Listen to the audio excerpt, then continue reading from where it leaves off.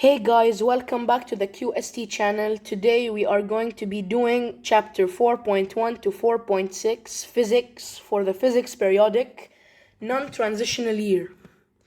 Yalla, let's start. Bismillah. Okay, for this question it is really simple. They ask for which forces will produce a turning effect. First thing you can say that the triangle lamina can rotate about vertex x, which means this is the axis of rotation. Firstly, they ask for which force will produce a turning effect. Any force that intersects with the axis of rotation is going to be equal to 0, which is force 1 and force 4. And here they ask for which forces will produce a turning effect on the lamina. It's gonna be force 2, since it does not intersect with point A. Force 5, it's not gonna be intersecting with point A. And force 3, it's not gonna be intersecting with point A. So it's gonna be force 3, force 2, and force 5. So they do not intersect with point A, which means they will have a turning effect. It doesn't matter if it's clockwise or counterclockwise, unless they ask you in the question. On to the next. Okay, for this question, it is really simple. Clockwise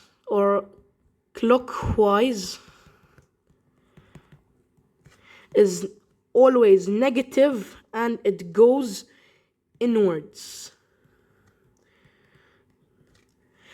Counterclockwise is positive and outwards. In the exam, if they ask you for the simple, outwards is this, inwards is this. So here they ask the moment of force F is directed out of the plane of the picture. The moment of F is directed outwards, because here is the point of axis of rotation and here is the force. So the force is going to be moving this way. It's gonna be moving like this because the fulcrum is here and it's gonna be moving upwards. So if you do it with your pen, hold your pen this way, it's gonna be, when you apply a force here, it's going to be moving counterclockwise. All right. So it is going to be outwards, out of the plane of picture, and it's going to be positive because it's counterclockwise. That's really important. On to the next. They ask you for which points are going to be creating a moment that is negative 40, if you read the question here, which is clockwise. Immediately here I can say that Q will be 0 since it intersects with A, the point or the axis of rotation. So what we're gonna do here is cancel Q out. Now we check P. It will be going clockwise or counterclockwise, since it's going to be going like this, moving counterclockwise to the axis of rotation, so it's positive, but here they ask for negative. R, we can say the same thing for R, it's going to be going counterclockwise, which is positive, and they ask for negative, so it's wrong. S, it's going to be going clockwise, so it's going to be negative, so S is right. Okay, and T, it's going to be clockwise as well, so it's going to be negative. So here we have T and S, since both of them are clockwise, which means they are going to be negative. On to the next. Okay, this one looks complicated, but as a matter of fact, it's really easy. First thing they ask for is force 1. Let's start with force 1. They want the net moment, so we need to find all the forces and add them up together. First thing we can say, F2 is going to be 0 because it's intersecting with the axis of rotation. It's 0. F2 is 0. So now we need to find F1 and F3. Immediately we can say F1 is, here is the perpendicular distance because F1 is going from here to there. Since AD is 12 centimeters, make it divide it by 2, since we're cutting it in half, is going to be 6 centimeters here. And they ask here for newtons per centimeter. That's good. But if they ask you for newtons per meter, you need to convert. Divide centimeters by 100. So here we do force 1, which is 8 times 6. Okay, and it is going to be positive because it's going to be going counterclockwise. Okay, and 8 times 6, if you plug it into the calculator, it's going to be 48. 48. Okay, and here for force 2, it's already here.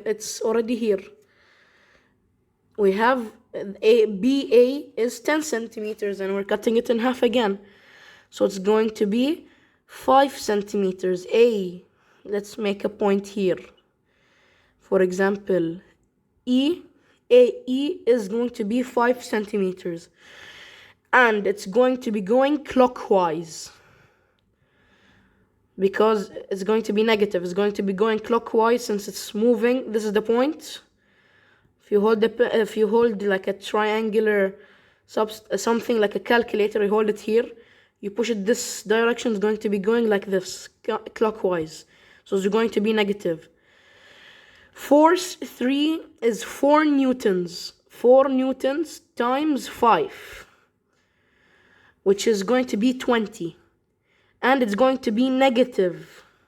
So it's going to be 48 minus 20, which is going to be 28. So the answer is 28 newtons per centimeter.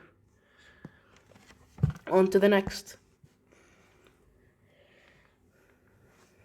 Okay, for the direction of a force, it's really easy. We use the same way I said. Counterclockwise is positive outwards and outwards. Clockwise is negative and inwards. So here, let's do force 1 first. Force 1 is going to be moving this way, clockwise, because the fulcrum is right here and you're pushing it upwards like this. If you do it with a pen, for example, push it on the left side, is going to be going clockwise. So it is going to be moving inwards into the plane of the picture, and it's going to be negative. Okay, for force 2, if you hold your pen and put a force on the tip of the other end, it's going to be counterclockwise. It's going to be going like this. So it's going to be positive. So it's going to be moving out of the plane of the picture by the positive, and it is positive. It's really simple. On to the next.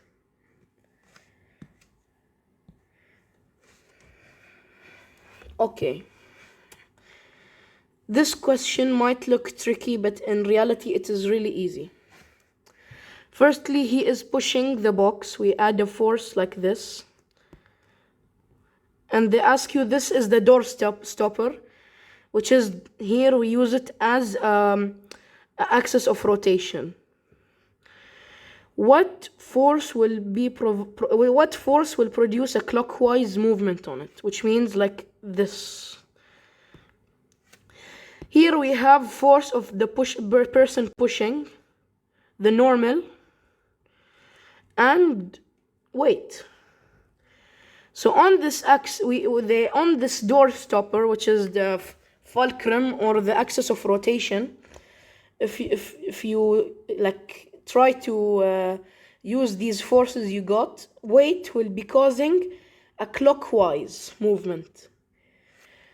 Negative, because even if you hold the calculator and try to spin it downwards, it's going to be clockwise. So it's going to be negative. So the weight is going to be the force that will produce a clockwise is going to be the weight, and the sign of clockwise movement is negative. On to the next. Okay, this one is really easy, even though it might look tricky. So immediately we can say force 1 is 0 because it intersects with the axis of rotation. Force 1 is 0. Now to force 2. Force 2, this is force 2. This is force 2. The entire thing here is force 2. Moment is equal to force times perpendicular distance. And as you can see here, it's already perpendicular here from point A, which is the axis of rotation. So simply, all you want to do is force 2, which is going to be 20 times 6, which is going to be 120. But hold on, you need to find you need to know if it's counterclockwise or clockwise.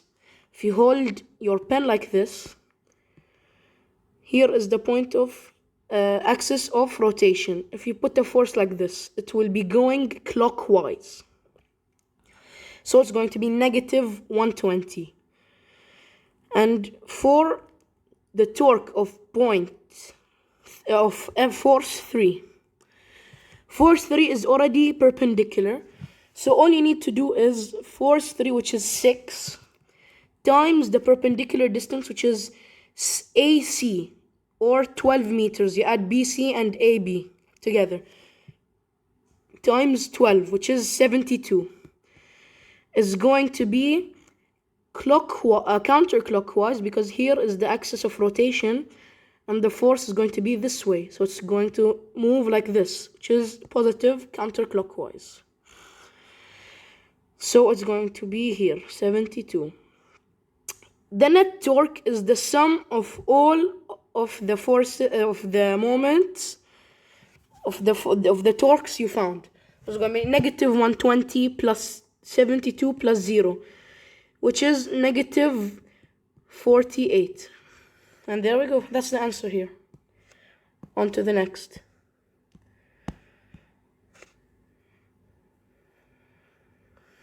Okay. This question, it is, as a matter of fact, it's really easy. All you need to do is read the question. The inner radius of the smaller circle is 10. So it's not the whole thing, it's only this till the midpoint, which is 10. It's going to be 10. And from this point to this point is 15. So they ask the magnitude of the forces, of the magnitude of moment created by the 20 Newton forces. So what you're going to do, couples, okay, it's the distance between them times their magnitude. First thing, it is in centimeters, so you're gonna have to convert to meters. And from this couple, from this force to this force, is going to be 30 centimeters. So this is 15, from here to here is 15. That means from here to here is 30. So we do 200 newtons times 30 centimeters to meters is divided by 100. So it's going to be 0.3 meters times 0.3. We get 60. And the thing about couples is they are always equal in magnitude and opposite in direction. And here they say that the net moment on the spool is 0, which means the net force is equal to the net force of both, the sum of both of these forces, of this force and this couple and this couple here is going to be 0. So all you need to do is this couple, this force should be the opposite of this force, so it's going to be going leftwards. And this one, since they are couples, it's going to be the opposite of A. So the force exerted on A must be leftwards. And in part D, they ask for, let's see what they ask for. The magnitude of F. It's really simple. All you need to do is, here the distance between those two is as we got 0.3. We do, the rule is F prime times the distance between them plus the force times the distance between the couple, okay? So here, this first thing we need to do is know if they are clockwise or counterclockwise. If you do the smaller one, if you do this force, if you do on your left, hold your left hand and hold your right hand. Move your left hand to the left and the right one to the right. It's going to be counterclockwise. It's going to be moving counterclockwise, so it's going to be positive. But the outer one, since it's going to in opposite direction, it's going to be negative. So it's going to be going clockwise. So what you're gonna do is force prime times the distance between A and B, which is 20 centimeters or 0.2 meters, minus, because it's going clockwise, the outer spool is going to be going clockwise. So minus 200 times 0.3 equals 0. If you do it in the calculator,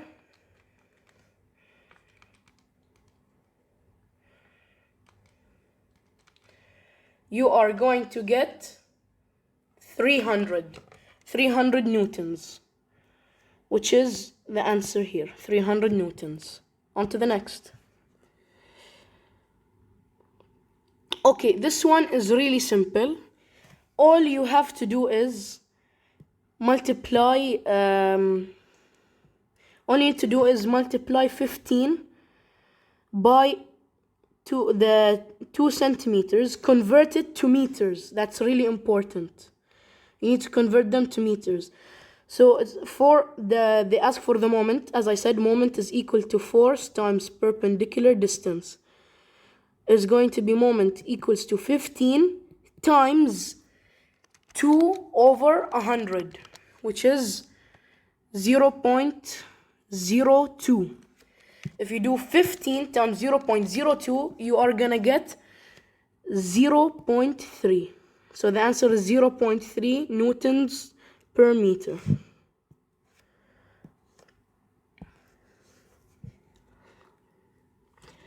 Okay, this one as well is really simple.